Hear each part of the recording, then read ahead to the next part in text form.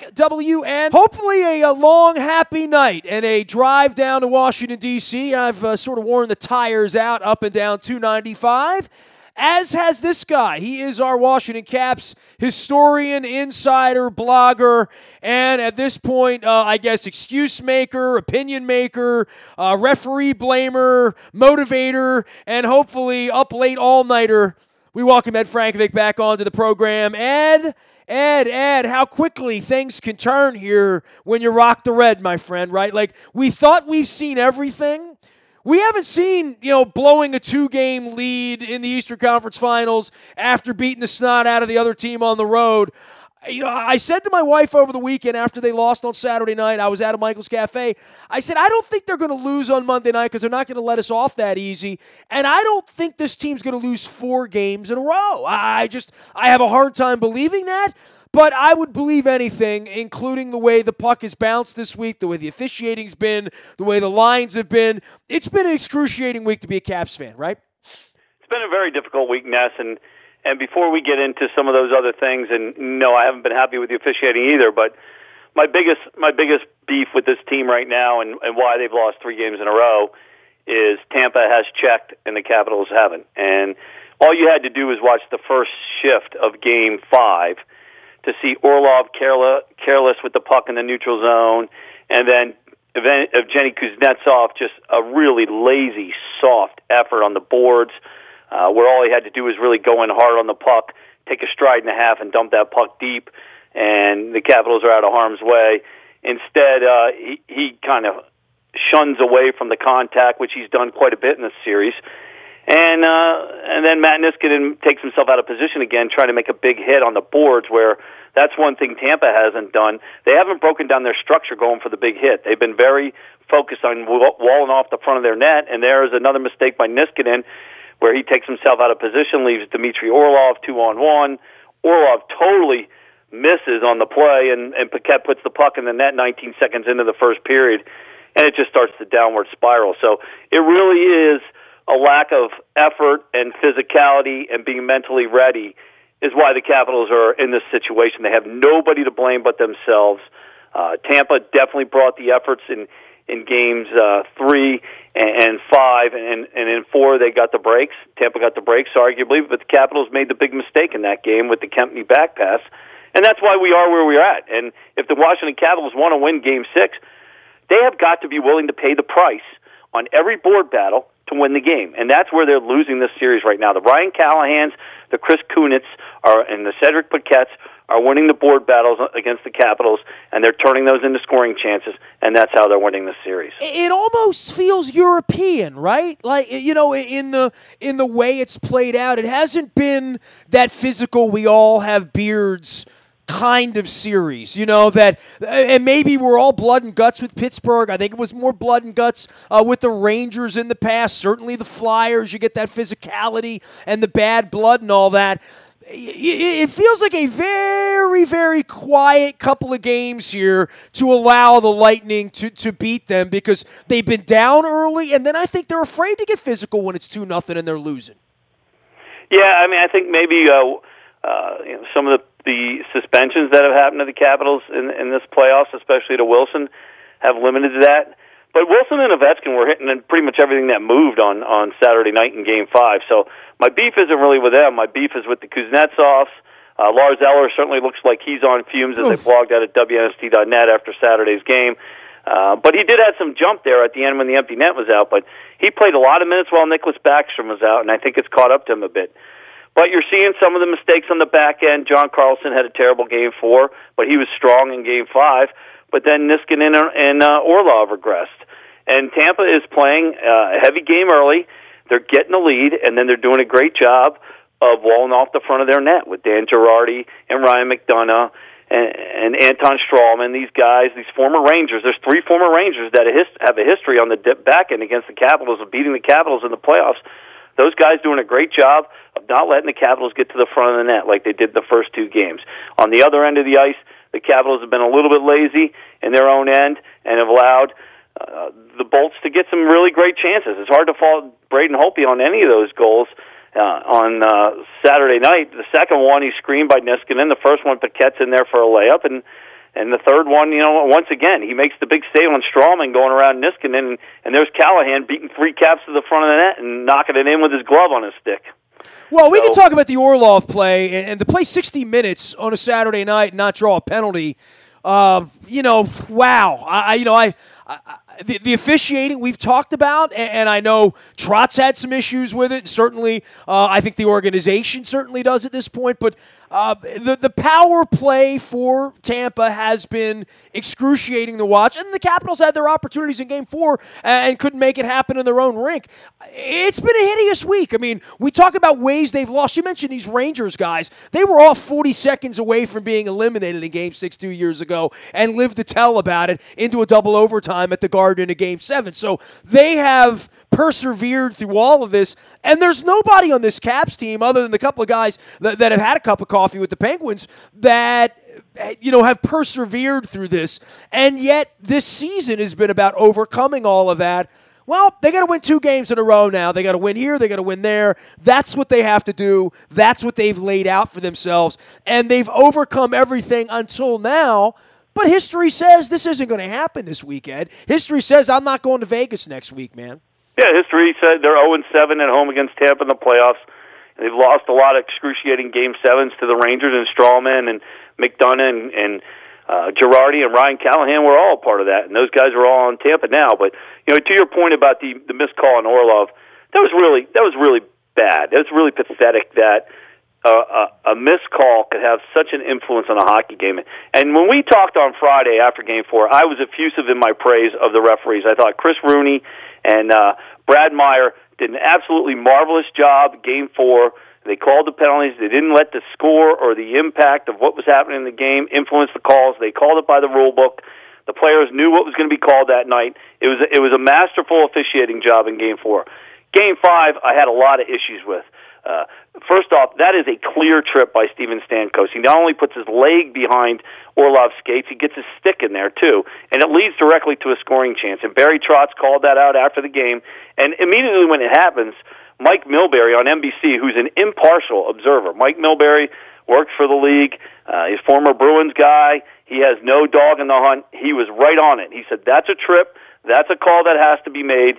That cannot happen 9 minutes into a game where it's 1-0 and makes such a difference in the game. That's the difference of being 2-0 for Tampa versus a 1-0 game where the Capitals were really struggling to find their legs. If they get a power play there, the whole game could be different. Now, there were still 51 more minutes to play. Don't get me wrong. They're not the reason they lost the game. The Capitals' starts and inability to check was the biggest reason they lost the game.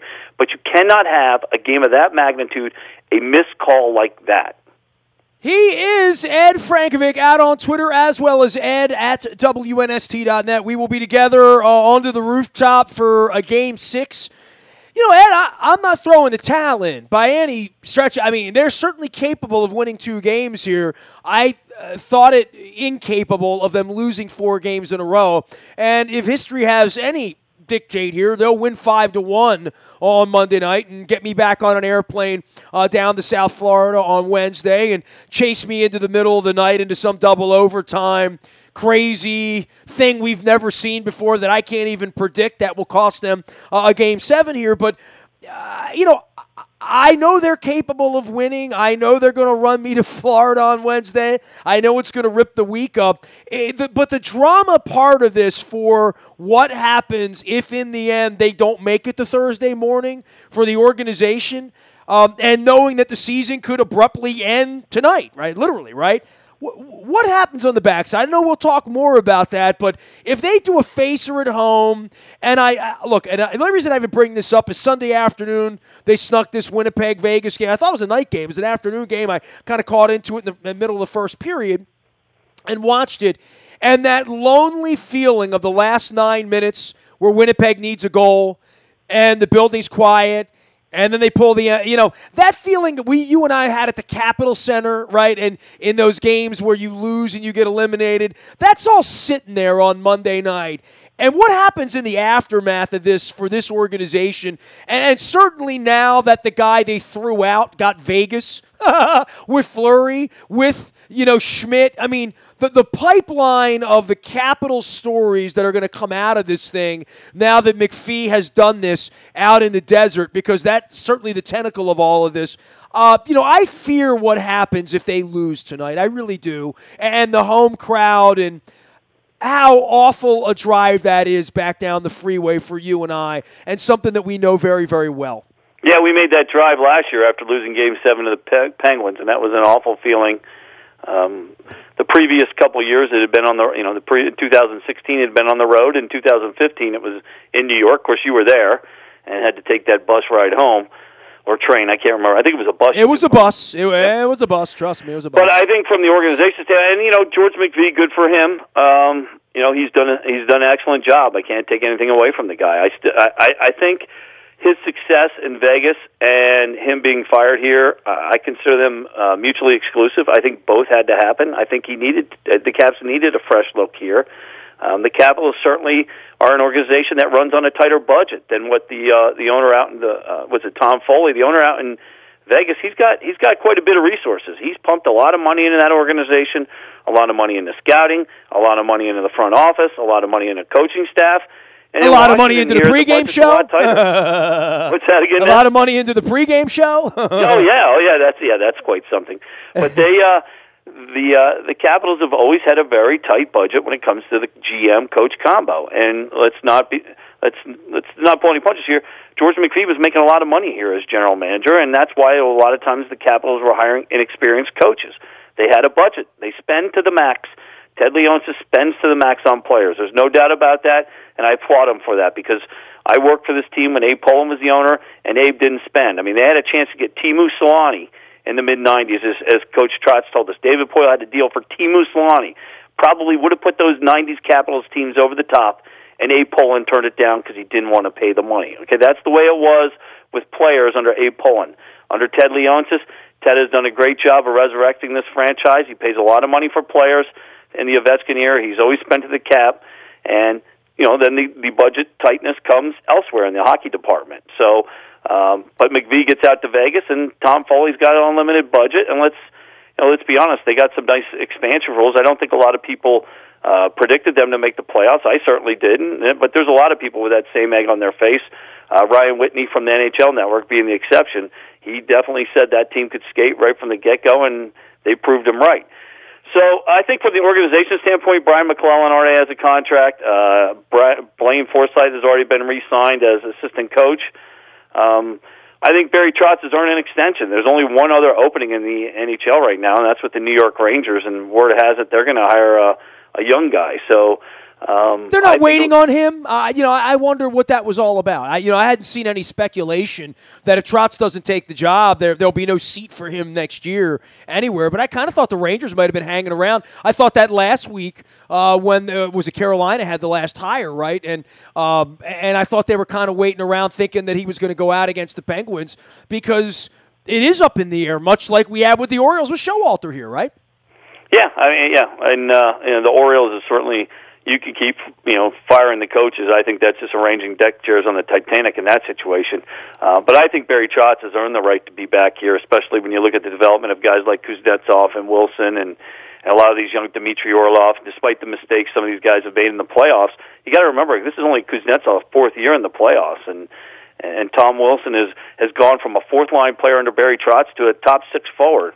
He's done a masterful job, and I think the whole coaching staff has done a great job. I think they all should come back, and it's a shame Nick Backstrom had to hurt his hand, but injuries are part of the game. And let's be honest, Tampa was the favorites in this series. The Capitals went down there and stole 2 games. They caught a little bit of lightning in a bottle. They caught Tampa maybe sleeping a little bit, but everybody, all the experts had Tampa winning the series, and the Capitals have it to a 6th game. They have an opportunity to win a 6th game at home and force a Game 7 where anything can happen. So I don't think, even if the Capitals do lose on Monday night, even if they're blown out in their own building, I don't think that'll happen, but we've seen that before. But I don't think you could call this season other than a success. I mean, it's going to be, I will consider this season, if they lose on Monday night, a success, but a big opportunity lost. That's the way I would categorize it. Absolutely. He is Ed Frankovic. You can find him, Ed, at WNST.net, as well as Ed Frankovic out on Twitter. All right, let's get on to who's playing well, who wants to be a star, who wants to be a hero. Certainly plenty of goats when you've lost 3 games in a row. And, I would say, Holtby's got to play a role in this as well and be otherworldly for a couple of minutes, right? I mean, if he's otherworldly like the way this kid's been the last couple of days, specifically in Game 4, I thought Vasilevsky was otherworldly in Game 4, that this would be the time for that or for some Ovechkin. I know you don't think Backstrom's right. I don't think anybody thinks Burakovsky's right at this point. Kuznetsov's been a little bit soft here.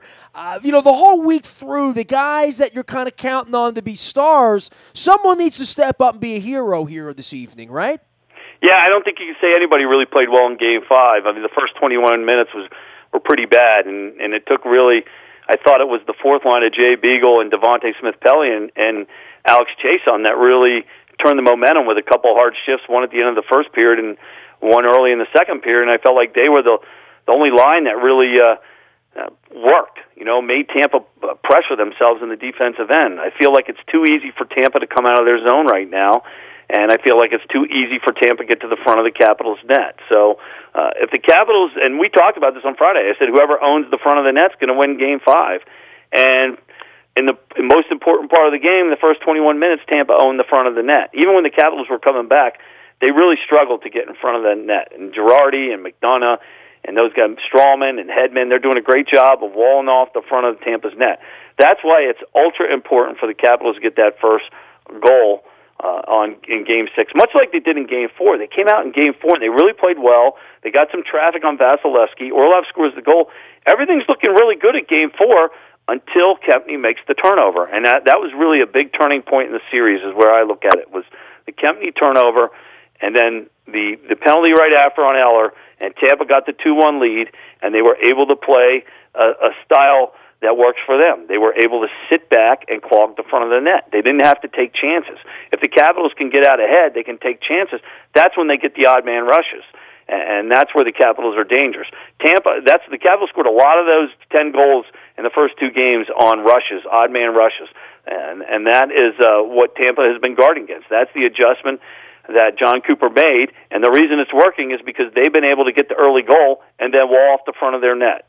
The Capitals have to flip the script in Game 6 on Monday night and find a way to get that early goal, and then they got to be smart with the puck. I'd like to see them go back to that 1-1-3 or 1-3-1, however you want to do it, and make Tampa have to work to get through them to get to the puck and counterattack them. That's the strategy that's going to work on Monday night if the Capitals are going to win. Ed Frankovic and I met at a hockey game in October of 1985, and here we are in May of 2018, trying to extend it into June of 2018. The Las Vegas Golden Knights that have lost the loss. They're just the Vegas Golden Knights. When you see them up there with the VGK, it's a little weird. They're in the Stanley Cup Finals, and they are awaiting whoever wins this thing, and we're up on Game 6. These should be hopefully 2 of the more exciting games. Hopefully we get to that point on Wednesday night for a Game 7. I will be in Tampa if that happens. Ed and I will be on the roof down in D.C. on Monday night for a Game 6 of the Capitals. And Ovechkin. Got to hear more from him, right? I mean, this would be the time for him to play the role of Superman, right? Absolutely. He's got to find a way to get more shots on net. And it took him 50 minutes before he really started getting the shot going in Game 5. They have to find a way to get him so he can get his shots through.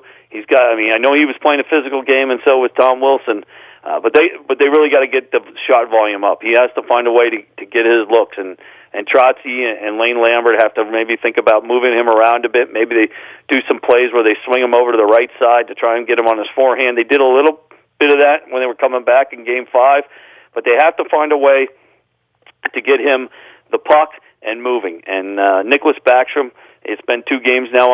He hasn't been the dominant guy we saw in Games 2 and 3 of the Penguin series. It's understandable given his hand, but Nicky's got to find a way to be Nicky. They need a big, big game out of Nicholas Backstrom if they're going to find a way to win Game 6. You can find Ed at WNST.net, as well as Ed Frankovic out on Twitter. And we will be tweeting and bleeding and huffing and puffing and, hopefully they'll get me out of bed on Wednesday and chase me down to Tampa.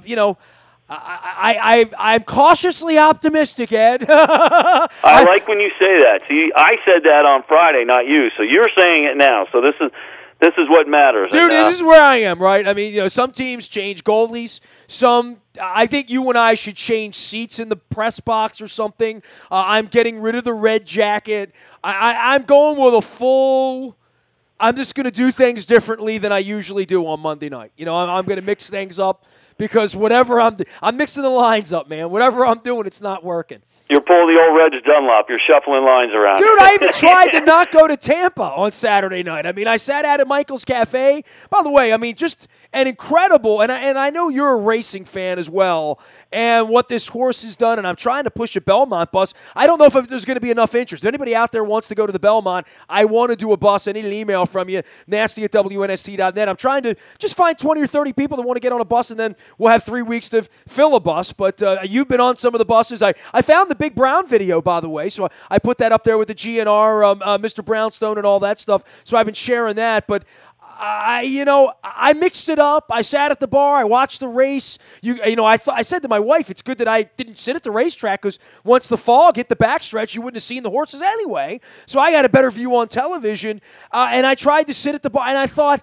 mixing this thing up, a crab cake and a bowl of split-level soup, going back to where we had trots, abandoning the red jacket. I've gone dress shoes in Tampa to sneakers in D.C. I'm going to go back to dress shoes, by the way, on Monday night. So I'm doing everything. I took 295 and then I took 95. I might take Route 1 this time, or go down 29. I don't know what the hell to do here, Ed. I mean, I just want to win the Stanley Cup. That's all I want to do. It's been 44 years, you and I have been watching this team, and it's just, but back to the race, boy, that was an incredible Preakness, and it was it was neat to see Justify hang on, and the way Mike Smith went to the front, like we talked about on Friday. I really felt that that's what he had to do. When you're in the mud like that, it's hard to close. But boy, that Dwayne Lucas horse came flying down that stretch, and if that race is another 50 yards or another furlong, it's a different outcome. But that's not the way. That's not that race. The Preakness is a shorter race, and Baffert certainly knows it well, and Mike Smith knows it well, and he won the race right before getting to the lead, so he knew what he had to do, and I'm really happy that Justify won, and I love it when those fans up in New York get a shot at Triple Crown. It's going to be very, very difficult to do because that's a mile and a half, and as you and I know, that track is huge, and it's hard to win there. Well, it's like it's hard for the Capitals to win. If anybody that's never been to Belmont, go check the video out on Big Brown at our WNSTV YouTube channel. I may reshare that and throw it out there, get people excited about it because, Triple Crown, we talk about the Caps winning the Stanley Cup and, the thought that might happen. This whole Triple Crown thing happened in 2015, and I waited 35 years, and I chased it up there 4 times. This will be my 5th time chasing it up there, looking for it. I believe the horse can do it. So for that, there's going to be some excitement leading up to it that's going to be unprecedented for me because I want to go and make a day of it and see this thing happen that I missed a couple of years ago. Yeah, I missed with Smarty Jones and War Emblem and with Funny you. Side. I did Jeff Funny for Side. Big Brown. Yep. So I've seen the misses. Unfortunately, I wasn't there for American Pharoah, and unfortunately, I'm not going to be able to make this one either because I'm going to be in Philadelphia at a Kenny Chesney concert that I bought my wife for Christmas. So, but I will be watching on my phone when they go off. That's for sure. I don't know any Kenny Chesney songs to sing any of them to you, but I saw Kenny Chesney once at Merriweather Post. All I know, there was a bunch of good-looking girls, and I didn't like the music. So, it's 50-50. If you drink enough and the girls are pretty and the weather turns out nice, it could be a fun night. But I go as far as Keith Urban, but I can't go to the Chesney side of things. It's just not where I am. I know you're a big Keith Urban fan. Actually, the reason we're going, my wife is a big Old Dominion fan, and I think you would like that. That's more of a Southern-type rock type sound. I thought that was a girls' basketball team. Oh, the other Old Dominion. My bad. Bunch of guys from Virginia and a guy from, I think, Michigan, and a hockey player. The one guy in the band is actually a big hockey player, played at Michigan, and but anyway, so I will not be on the Belmont bus trip, but I can tell anyone out there listening it is a good time. So go if you can go, and that track is beautiful. Belmont it's a fun track. It's a day, right? I mean, it feels big league when you go up there for the Belmont, especially with this sort of thing riding on Bob Baffert. I mean, it's going to be a hell of a day. I mean, it really is. If weather holds up, it's a hell of a day up there. Yeah, and I mean, Bob Baffert, he's a rock star, but he's such a good guy, and I love the fact that he says Baltimore is the most fun of the three events because it's a big party the whole week. And I know you had him on, and I don't know if I think you got a chance to talk to him, but he just seems like a really good guy, and I hope he wins again. Can't root against Bob Baffert. All right, Belmont trip, throw me a note. Ed and I are going to be down at the Caps game. You can throw us a note. You can find him, Ed at WNST.net. And, of course, Nasty at WNST.net finds me. Facebook, Twitter, LinkedIn, Snapchat, Instagram, streaming live on our Facebook as well as our YouTube WNSTV channel. Want to give a shout-out to our friends at Pizza John's. I grabbed a pizza on Friday quietly. I've been supporting all my sponsors all weekend. I had the Royal Farms fried chicken and Western fries Sunday during the Winnipeg-Vegas game. I had Pizza John's on Friday night. I had Al's Seafood. I had this delicious shrimp and potato and broccoli thing that Chad put together. We got some new commercials coming for Al's Seafood as well. So support our great sponsors. We do appreciate all that they do. I'm drinking out of my Pizza John's cup right now. I'll go see them down at Back River Neck Road. They're closed on Mondays, and that's the day I'll share the pizza and make you angry at me. I got the picture. That'll make you want to go on Tuesday. Oh, hopefully you can go on Tuesday and the Cap season could still be alive. That's all we can hope for. Nasty at WNST.net finds me. Facebook, Twitter, LinkedIn, Snapchat, Instagram. Anywhere you are, we are. WNST.net, AM 1570, and WNST, Towson, Baltimore. And we never stop talking Baltimore sports.